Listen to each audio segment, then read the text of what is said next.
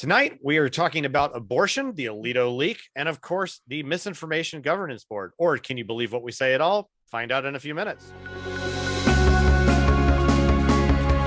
Welcome to Good News, Bad News, the Libertarian Christian Roundtable, where every other week we challenge the status quo and give you the libertarian Christian analysis of what's happening in your world.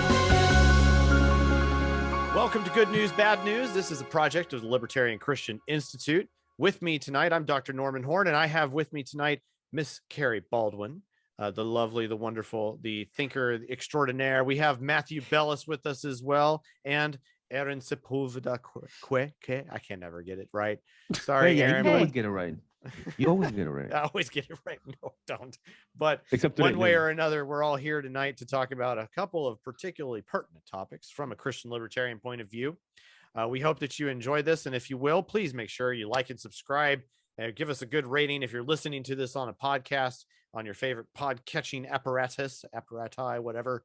But we are excited to be here tonight to talk about probably some pretty wild stuff that happened literally within days of recording our last episode. We do this every other week to try and catch a couple of the most important things. Within, what was it? Probably about 24 hours of when we recorded our last one. Yeah. When we were talking primarily about the Elon Musk purchase of Twitter, or the incoming, or at least the terms reached. We don't know if it's absolutely going to happen, but it's on the way potentially. We had the announcement of a new government organization. Or finally. Finally.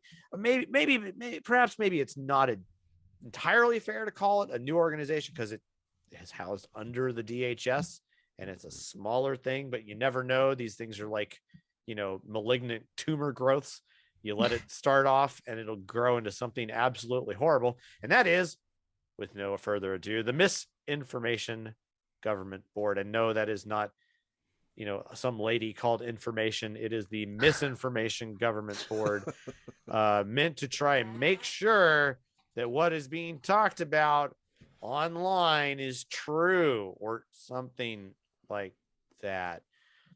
Golly, guys, you would think that they could have perhaps had even a slightly better marketing rollout to this, but it looks like it was constructed by the marketing team of like Enron or something, because within days of Twitter being announcing the terms with Elon and calling it the Misinformation Governance Board, and putting in charge of it a woman who probably looks like she could be, in line for the next evil head of Hogwarts. Well, she kind of asked for it, Miss Jankowicz. But what do you guys think about this? This is pretty nuts. I can make fun of it all I like, because it is just almost hilarious and how dumb it all is. But what do you think of it all? Well, we've talked about dystopian novels on here before, and how, things like 1984 aren't supposed to be an instruction manual. And yet it seems like that's where they're taking their cues from. Yeah. It's like, well, it was instantly getting called like mini truth and stuff like that, right? You would think that they wouldn't be so obvious. Like, if you're going to do this, why are you going to like virtually copy a novel that was on the high school reading list for decades? Like, why would you do that? Yeah. Well, I wish you all a double good plus day. Yeah. I mean, they might as well have just called it like, Project Animal Farm or something like that. And just done away with any less obscurity. Right. I don't know. At this point, it's like, really, guys, I remember when they established the Department of Homeland Security, and I was like, it was both. That was controversial at the time. It was controversial. But it was also like Homeland. there was this sense of like ominous. Okay, this is a step up. But it's almost like I hear about this disinformation board or whatever it's called, and I'm like, really? Okay, whatever. Just move along. Like, move along, dude. Yeah, it's like, I don't know. It's crazy. I don't even know, like, okay, they're going to have this board, but what are they really going to do? Is it, they're going to start policing the internet? Like, how does it work? Yeah, and this just goes to show, like, again, just how incompetent they can be in all of it. Is it conceivable that there might be a measure of some, like let's just can we try to couch what they are trying to do in the best conceivable way possible? Well, this is a good way of kind of on a meta level here, if you want to talk about how to make good arguments. Sometimes the good thing to do is to try and how can you come up with the best possible argument for the other side so that you can crush it. But the fact is, we don't even know what that is. We have no way of doing it.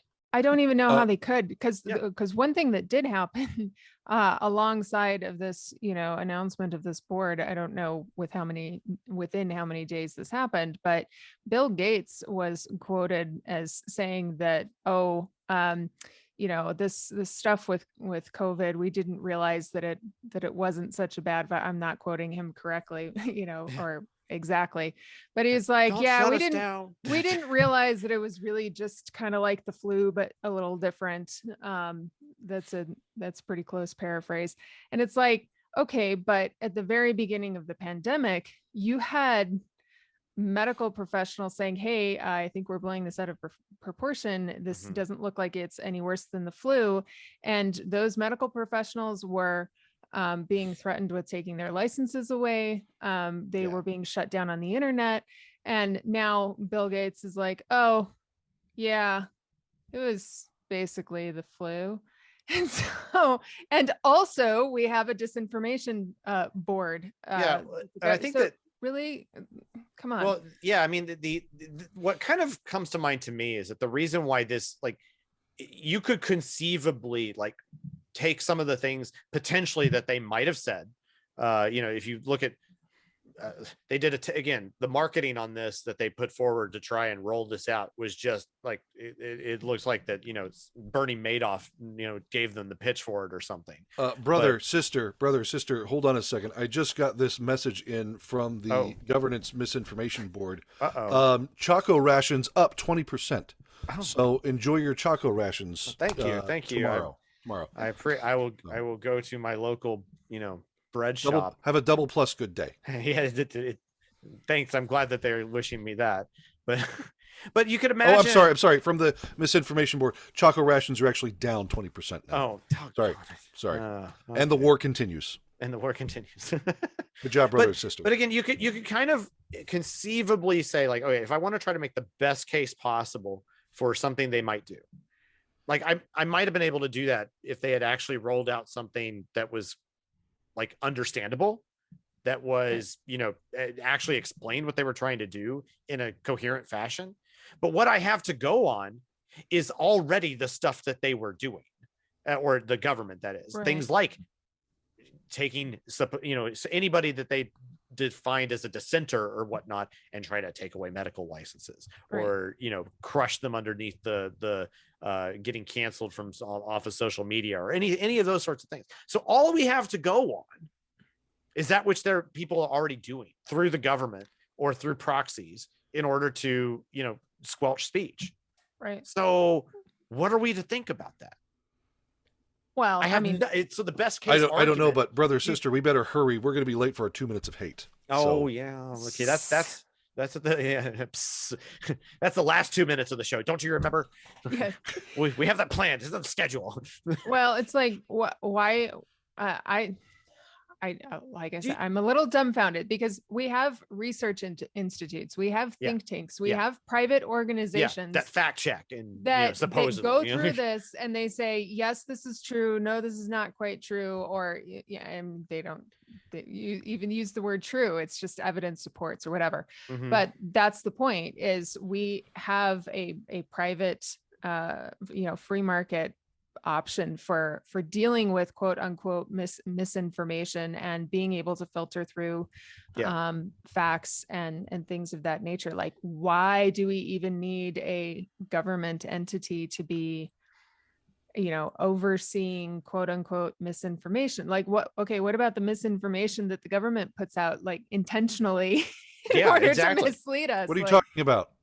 That never happens. I mean, and I guess that's the point, is that like, because of the what we already have available to us, we're in the best we can be.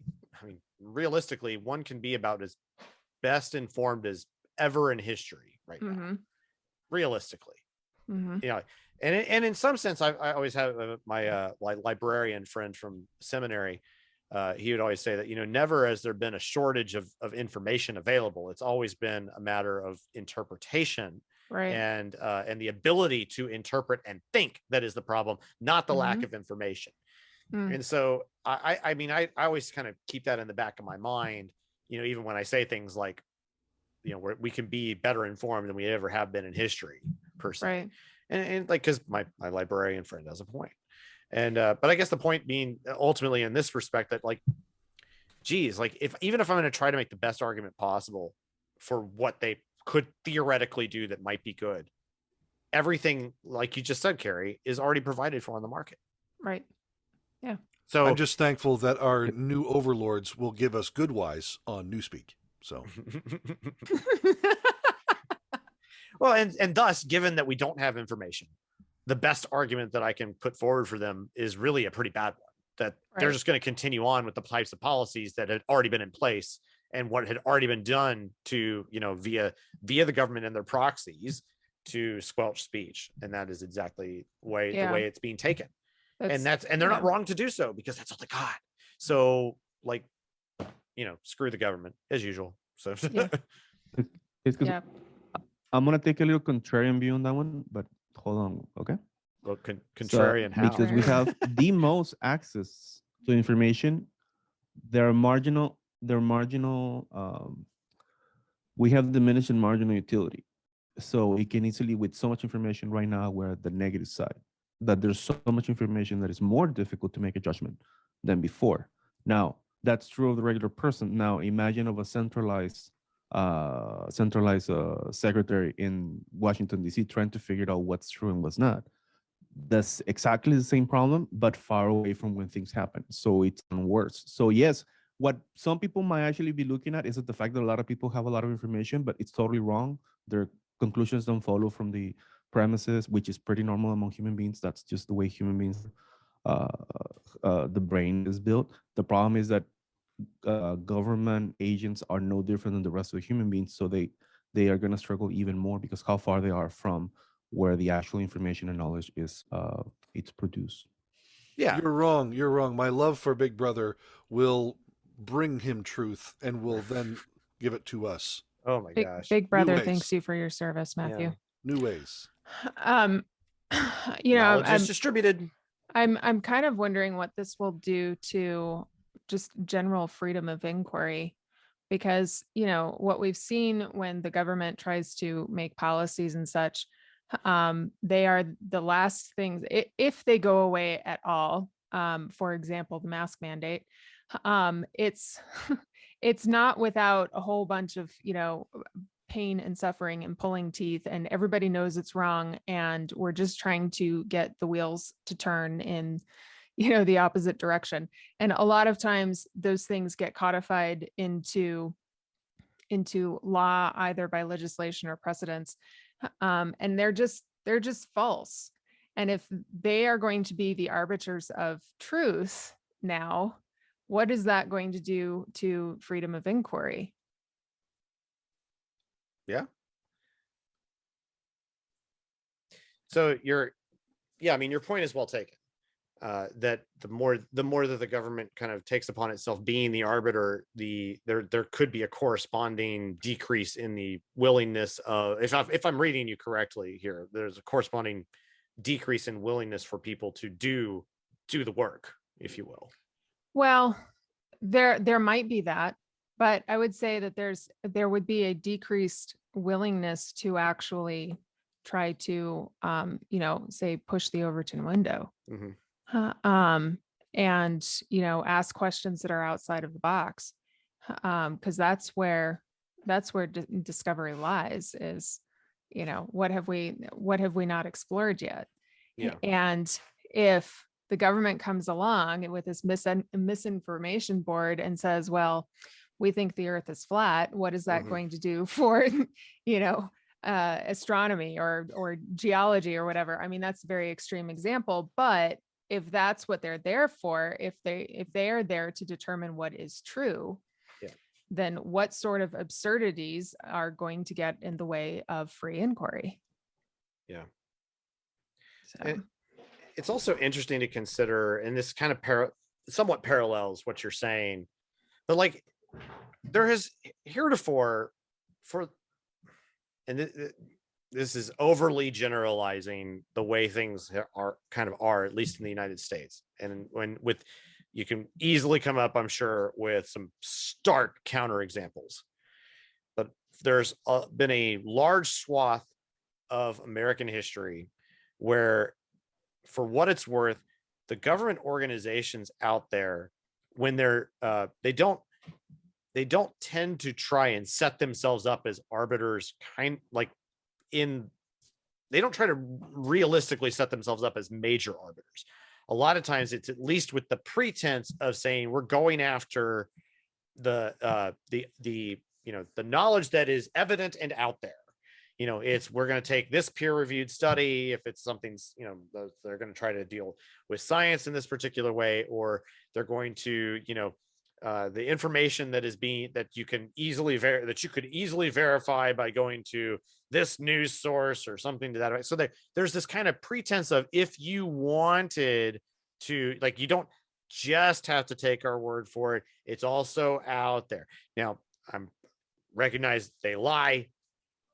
Yeah, I kind of feel like this is the Department of Homeland Security was created to fight terrorism, and now we're the terrorists. Right. So with major counterexamples out there, but we've been, but there's this swath of American history that has had that as a partial characteristic. Can we grant that a little bit? But and this has helped us on some level, because then we can go and we can point out, like, you guys are lying, because there is this kind of premise that is in the background of, you still got to go verify.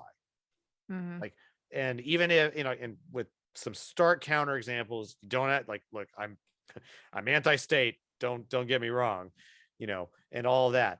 But, so counterexamples abound, but there's this background assumption that we can go verify.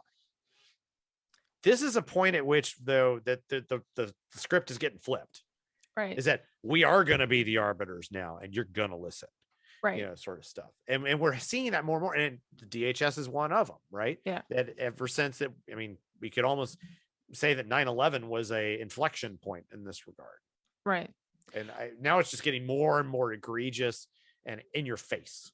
Well, and we do see from the cultural side of things that there are plenty of people who are willing to take what the state says on face value, not question it, not verify, and just be like, yeah, this is what they said. This is what's true. This is what we have to do now. Yeah. That's, so. Even that cultural context, in conjunction with the government wanting to be an arbiter of truth, is disconcerting, to say the least. Yeah. Just as a kind of touch point there, this is even like the crypto punk ethos of verify, don't trust. You're using the word verify kind of reminded me, like, if this is the thing, like, the crypto ethos is verify, don't trust. That's a thing, and it has its roots in this sort of skepticism of the powers that be, if you will. Right. Yeah. And if we lose that due to, whatever organization, whether they want to call themselves a, Department of Homeland Security, or how benign, or if they're going to be more in our face and call it mini truth, then that's a big problem. So that's all kind of just, I hope to give some sort of supporting information on, or supporting leverage to what Carrie was saying earlier about freedom of inquiry and such. So yeah. Well, we sort of exhausted that a little bit. Matt, you want to have the last word from our sponsors? This brought to you by George Orwell and Aldous Huxley in A Brave New World, coming to a life near you. We're on to our next piece here, and which did indeed, chronologically just a few days later.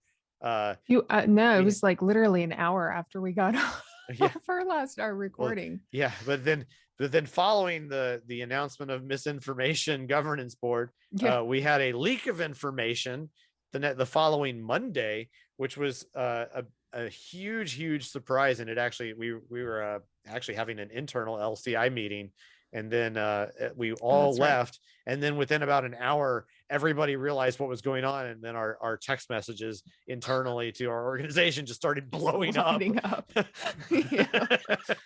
Oh my gosh. And that was the leaked Alito brief from the Supreme Court suggesting that, are we going to see a repeal of Roe v. Wade? Yeah. What in the world? The left went apoplectic. The right didn't know what to do, because suddenly all of their donors like, man, if this actually happens, we won't have anything to raise money on anymore. What are we going to do? We might actually have to start being fiscally conservative again. What? Right. What? We don't have our pet issue anymore. Oh no. Oh man. And that was last Monday night. Well, okay, a week and a half ago now, but and a lot has happened since then. Carrie has historically been quite our resident expert in a lot of this stuff. So I'm just going to toss it all to her and let her say everything. No, I'm just kidding. That's being a little generous. I mean, this is the discussion board. No, I don't say anything untrue or untoward in this regard. The resident patriarchalist objects to you handing the floor over to a woman. Well, to wit, I wasn't exactly handing power, but no, I just was about to say. Any authority. We're not about to learn anything, so don't worry. Go ahead. Oh wow, jeez. Matt, you're so horrible. All right, well, after I hold on, we have to go off air for a second while I chide Matthew. Hang on. Okay, and we're back. Yeah, so no. I just scolded Matthew mercilessly. He knows his place now. But yeah, anyway, sandwiches. We put the "I'm sorry" background retroactively into this video. Yeah, there we go. Yeah. So there you go. He's been sorry the whole time. Anything I may or may not say. So no, but anyway, so in all seriousness, so this was a really interesting development, but it comes with a lot of mixed baggage, it seems. Mm-hmm. And so, Carrie, why don't you you've read a lot of this. You've done a lot of the research even to describe like what the potential implications are across various states. Tell us a little bit about this background here and what we can expect. Well, just briefly, for those who haven't heard, Justice Alito's draft opinion was what was leaked, and the Supreme Court confirmed its authenticity a couple days later. Along with what we found out was that there were 5 justices that were poised in their own draft opinions to support overturning Roe. And this was despite Chief Justice Roberts, who's well known for sort of playing the middle ground on this topic, and trying to be the diplomat. Like he's always been quote unquote pro-life. He's been a conservative judge who was appointed by George W. Bush. But he's supported Roe because Roe has the reason why Roe has been supported historically by the court is because of stare decisis, or the idea of precedents, court precedents. So, the interesting thing about this is that the effort to overturn Roe has been going on for almost 50 years, since 1973. And a lot has changed since then. In 1973, you had state laws on the books that had already criminalized abortion. And now, so an overturn of Roe towards the beginning would have just resulted in, reverting to those state bans. But now a lot of those laws, those state level laws have been repealed. You have plenty of states that are much more friendly to abortion who were anticipating a potential overturn of Roe. And so they got their laws on the books such that Roe v. Wade, an overturn of Roe, won't affect them. But likewise, you have a number of states who not only had pre-Roe laws still on the books, but they instituted what's known as a trigger ban, which means that immediately upon overturning Roe, their state would immediately ban abortion. It could be immediately enforced. And so that was in the works. And so it looks like there's about 26 states that are poised to ban abortion if Roe is actually overturned. And we're not going to know until they release their final decision in June. What's interesting, though, is if you take a look at the way abortion laws are set up right now, basically all of the states that have, only permit abortion up to, say, 20 or 22 weeks, which is the absolute earliest that you can ban abortion, is post viability according to Roe. All of those states also have incredibly heavy regulated or regulations on the abortion industry in those states. So they're already very difficult to obtain. I read something today that something like 90% of US counties don't have abortion clinics in them. So if Roe v. Wade is overturned, you've got all these pro-lifers who are like, yes, finally, this is what we've been waiting for almost 50 years. But not a whole lot is going to change. And that's, at least as far as the practice of abortion, not a whole lot is going to change. I think the concerning thing at this point is how are they going to enforce this, especially with the invention of the abortion pill and the availability of that. The fact that it's available by telehealth and even mail from other countries are willing to ship them into the United States. The question then becomes what is enforcement going to look like? And I think from a libertarian perspective, we need to be really cautious and not call that a win.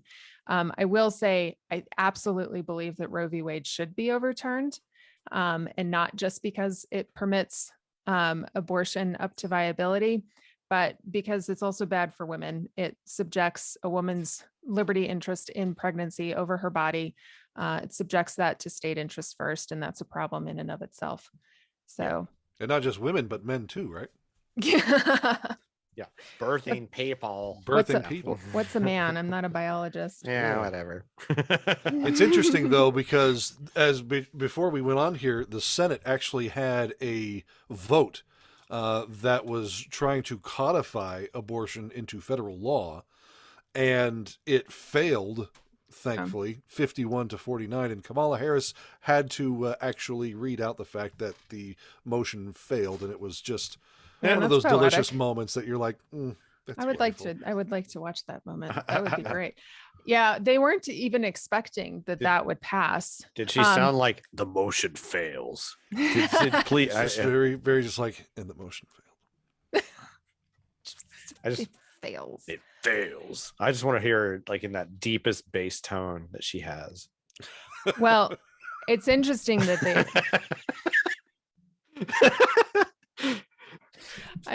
it's interesting that they even tried, because I think it was Chuck Schumer. No, it was Bernie Sanders who said that he knew that they didn't have the votes in the Senate to actually pass that. They needed a 2/3 majority, not just a simple majority. And so, oh, seriously? Yeah, they knew. I thought they just needed a simple. Oh, okay. Wow. So it really failed. It really failed. And what's interesting about that, I was listening to Reason Magazine's little take on what something about, whether or not abortion is a constitutional right. One of the things that was mentioned in that video is that no attempt, like after the Supreme Court renders its opinion, that's going to be the new law of the land, and it's going to effectively remove Congress's ability to make it a federal issue. And it has to do with the fact that Congress doesn't interpret the Constitution, the Supreme Court does. So that's what this, and I forget his name, the scholar. Josh Blackman on that. Thank right? you, Josh Blackman. So that's interesting. That is interesting. Yeah. So ballsy of the court. Well, that's also that. Okay, so that I didn't catch that because I listened to it, although I was listening to it on like fast forward speed. So I missed it. I missed that particular point. But when you say it that way, that brings to mind that one of Ron Paul's prescient points that he's harped about for eons has been that, look, if you really care about this, conservatives, then what you do is you deal with it at the congressional level, actually pass the dadgum bill. And because that's the purview of the legislature to do. So what is Blackman saying that this now that with Roe in place as the law of the land, it does become Congress's interest to then, or a bill purview to legislate, right? But then without it being on the books as the law of the land, that they can't. So what that's interesting. According to, and this is based on Blackman's reading of Josh Blackman, so not the Blackman from the Supreme Court of Roe v. Wade, but this is based on Blackman's reading of Justice Alito's draft opinion. Okay. Because in that opinion, and if the other five or the other four who are in favor of overturning Roe share this sentiment, if they share the sentiment, what the argument is that the Constitution doesn't actually protect a right to abortion. And so not only are they overturning Roe, if that's what indeed happens in June, but according to this draft opinion, they're going to say it's not in the Constitution, therefore it's not a constitutionally protected right. Okay. So that, I'm sorry, I hate to interrupt, but this does kind of bring into focus then, because I listened to that thing again. I listened to that discussion, and something that was interesting was the discussion, the internal discussion there about the importance of the 14th Amendment in this regard. About and to wit, if it is included as part of 14th Amendment protection, then it becomes legislatable.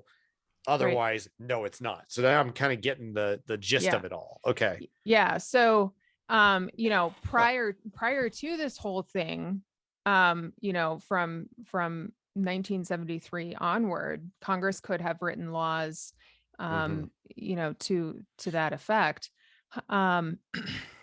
But now what they're saying is if the majority opinion written is an argument that the Constitution does not protect a right to abortion, then Congress cannot actually make a law saying that the Constitution protects a right to abortion. Yeah. That's the argument. Yeah. This could have actually really sweeping ramifications for things like even religious liberty, and have a lot of constitutional aspects to it that would actually, I think, be pretty positive as an end result. Well, as positive as things can be, but that sounds pretty fascinating, actually. Oh yeah. Yeah, I'm a little skeptical, and I cannot remember the other the other part of the conversation they had on this, but it has to do with unenumerated rights. And Justice Alito had alluded to things like drug use not being a right.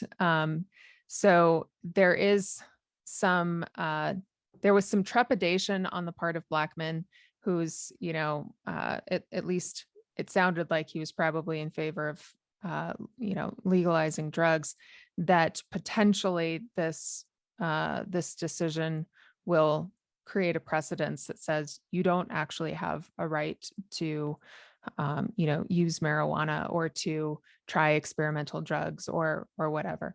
So constitutionally you wouldn't, right? I mean, well, it's not. It's not. You wouldn't. But that would push it back to decriminalization rather than a constitutional right. Right. So Blackmun was trying to draw a distinction between actual rights and just what we're, what we can actually do, like what actions we can take. This is where Blackmun somewhat is self-deprecating in his own way about his poor libertarianness in this regard. But really what he's alluding to, I think, is less that and more in the realm of, sometimes we do get a little confused in our language on how we talk about rights. Now, because this is, from the natural rights point of view, there's something different there when we just talk about natural rights versus, that which is enumerated versus unenumerated constitutionally in the American system. Okay. Right. And I think that's kind of what he was getting at, is that, like, because of those distinctive features. He was saying recognized rights. Yes. Yeah. And so you don't have you may have a right to smoke marijuana or something like that in as much as you have a natural right. Yeah. But that is different than saying I have an unenumerated right constitutionally to do it. Right. Now so I see. They use the same word, right, but not in his construction. At least this is the way I'm interpreting Blackmun here. So if Josh Blackmun ever deigns to watch this episode, which he probably won't, but I hope I'm interpreting you correctly, Josh.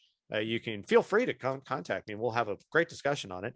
I don't think that that's the way he's trying to construct in his construction of rights. He's delineating these types of things together. So it's not a position of permission. Yeah. But okay. Yeah. Okay. So the summary is that the anti-federalists were right all along. Okay. The doy. Yeah. The anti-federalists were always right and nobody wanted to listen, but there we are. Yeah. 200 years later. Yeah, and that's and again, we keep referring back to this discussion, and it's quite good. Even though, like Nick Gillespie, we respect him very much, but he is very pro-choice. And they had he and Josh, it seems to be fairly ensconced in a pro-life position, at least overall. At least so it appears, and he appreciates Alito's perspective on this. So it seems, and but it does seem that they differ a little bit in their perspectives on it. But the discussion is very good in as much as it is very informative and more thorough than what we're trying to give here, as we're just trying to inform on the high level basics and whatnot. Yeah. But we recommend it. But we love reason. Go team. Whatever. But all right. Well, is there any other perspectives you guys want to offer, Matt, Aaron? I don't know. Say you're sorry, Aaron. Yeah. I mean Matthew. Yeah. Oh, there you go. Yeah. Sorry for I'm trying the one to that always says nice things. Come on. Rule Always. Women's bodies. Oh man.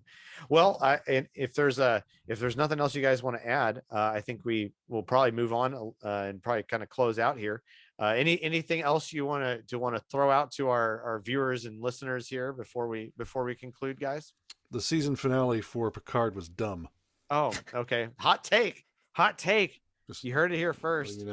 Just the season finale. Well, 2/3 of the show was dumb. Yeah. Okay. At least. Yeah. At least. And moving on to pop culture. No. Has nothing to do with libertarianism. No. I don't know. I mean, but the whole idea of like the Mirror Darkly stuff that Star Trek has always done, and it's been very interesting. And they were trying to, pull that back through a time jump. I thought that was very fascinating. Great premise, and then they just went stupid with it. Actually, yeah. let me give you because this actually is somewhat liberty related as the hot take out of Picard season 2, and unfortunately I will spoil. So can I just say spoiler alert? Spoiler alert. Okay. So there are Borg in season 2 of Picard. And if you are, so that's one thing. I mean, everybody kind of knew that was going to be the case. If you were, whatever. And for all of us hardcore Trek fans, we all know the following: that the Borg are one of 2 primary, say, dialectical enemies set up in the in Star Trek: The Next Generation. Period.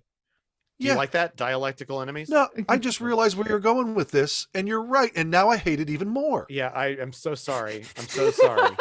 Oh my word. Yeah. So the season 2 of Picard actually ruins the Borg. It does. And it gets worse because the whole thing about the Borg in Star Trek is that they represent kind of the antithesis of the Federation. Now, we all know, even as libertarians, that Star Trek, we may love it, but we recognize it okay, it's this sort of pseudo socialist post-scarcity future. The best thing we could say about it is that okay, well, it's individualist at least. And it represents, they try to represent kind of a fast forward version of democratic values and so on and so forth. They have a president of the Federation and all that. But they're philosophical too. But they deal with, yeah, they dealt with really interesting issues. And that's true. But again, I'm setting up kind of the philosophical dialectic. Oh, I see. Here, okay. So the Federation is individualistic. They're post-scarcity individualists, essentially. We can let's at our best we can kind of say that. Yeah. The Borg are the opposite. That wouldn't matter. Yeah, but the Borg are the exact opposite. They're that is what makes them so villainous, is that they are pure, the pure collectivist, non-individualist. That is the entire point of them. But what Picard season 2 does is it tries to literally rehabilitate the Borg. No. Yes. To where at the end, and I'm without getting the spoiler too far, there's essentially this move toward the creation of and this is a quote, a kindler, gentler Borg. Yeah. What? To where instead, I don't know why I didn't think of this. Oh my God. And this is why I almost didn't have a television at the end of this series, because I just about wanted to punch out a screen.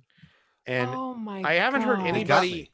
I've watched some criticism of the show overall, post this, because I like to get some different perspectives and listen to what people are saying. And I haven't heard anybody say this yet. I mean, they're just like, I don't like this Borg idea. I was like, okay. Hot take. You're having the first hot take here about this issue. But but I am, this is maybe the most disturbing thing for me, at least out of it, beside the fact that, so they basically ruined the significance of the Borg entirely. And it just made it really kind of, on some level, kind of represents, in a sense, cultural milieu that we live in. Wow. And it just made me very angry about it. Yeah.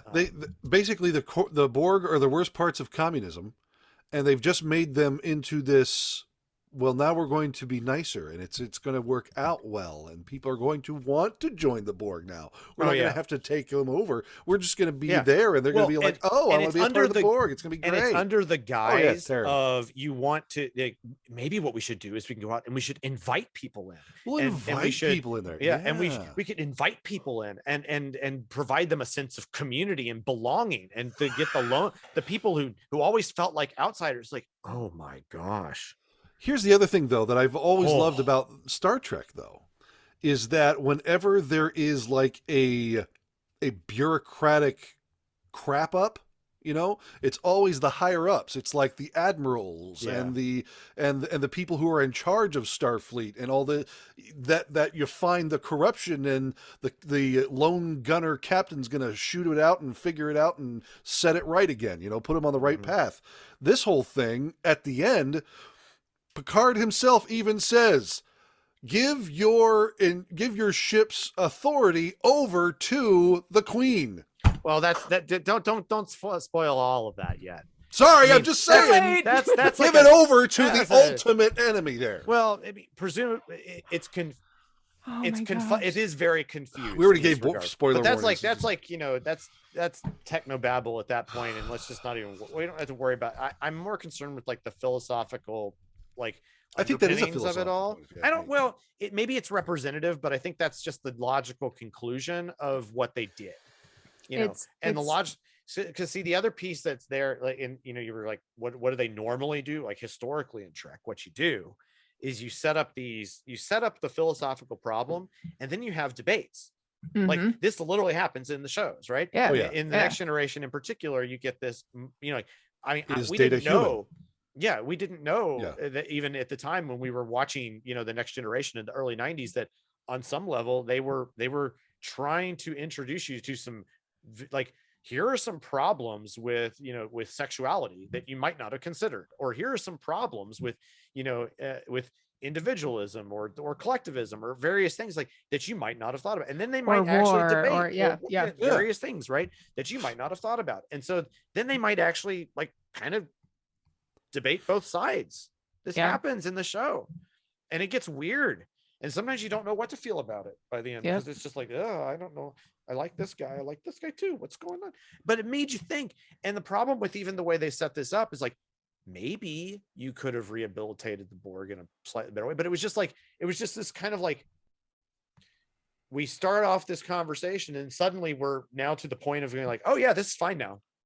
Let's all nod our heads and be great. Was this all based on the fact that Hugh and Seven of Nine had individuated themselves from the Borg and people liked them, and so now they felt sorry for the Borg? I'm just taking a wild guess. I didn't see season 2. I'm going to give you a 15% on that one.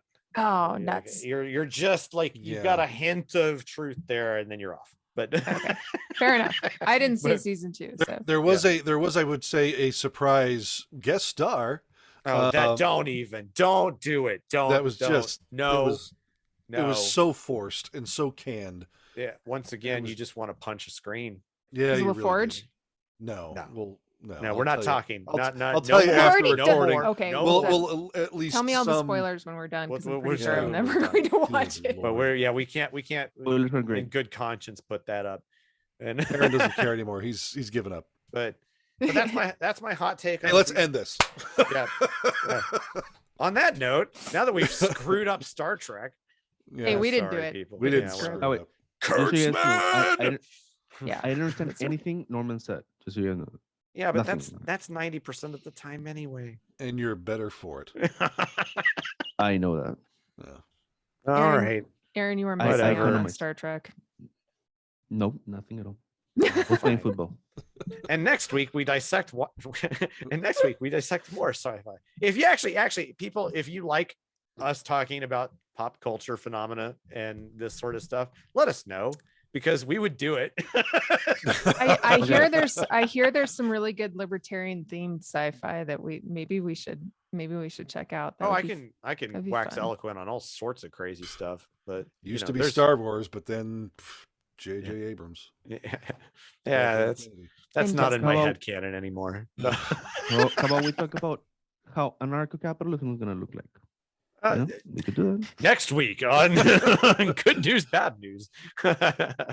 No, actually, while you guys are watching sci-fi, I'm watching all this. I'm reading all this stuff. Okay. Well, actually, let me do a little shout out before we go, and that's that. We have an upcoming podcast with a guy. And this is an LCI podcast with a guy named Chris Borer, who wrote a book called The Ethics of Anarcho-Capitalism, which I think is fantastic. By the way, it's a great little book. I'm giving him a shout out because I actually was supposed to be on the podcast with Doug doing it, and that was supposed to be last Tuesday, and I got so sick. Well, that was the worst day, at least. I got sick with COVID, and my last Tuesday felt really, really bad, so I had to call in sick for that podcast, unfortunately. So, but Chris is a cool guy and has written a really great book. I highly recommend it. Maybe we'll talk about it sometime. Maybe even here. But check it out. You never know. Hey, check out our book. We have a book too, Faith Seeking Freedom. Oh, yay. Go read it. Hey, but so as a final word out, thanks for listening. Thanks for watching. Again, like and subscribe. We really appreciate you guys. And let us know what you think. Email us at podcast@libertarianchristians.com if you want to let us know what you're thinking and ask a question or tell us what you like, what you don't like. We're trying to do all sorts of different stuff in this show. And so we appreciate you listening. We will catch you next time.